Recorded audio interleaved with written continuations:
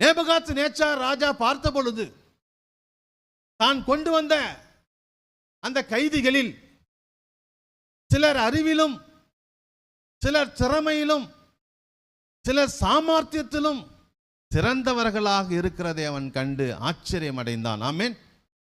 எனவே ராஜா ஒரு தீர்மானத்தை எடுத்தான்.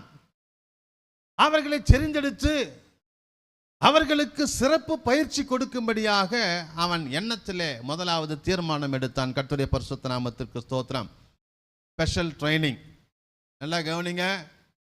சபையில் திறமையானவர்கள் இருந்தீங்கன்னா அந்த திறமையானவர்கள் யார் இருக்கிறானோ அவனைத்தான் பொறுக்கி எடுப்பான் பிசாசு. ஆமென். இவனை முதல்ல இங்கேருந்து அட்டாக் பண்ணி வெளியே எடுத்துடணும்.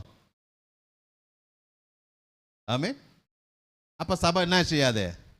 வளராது. சபை வளராது.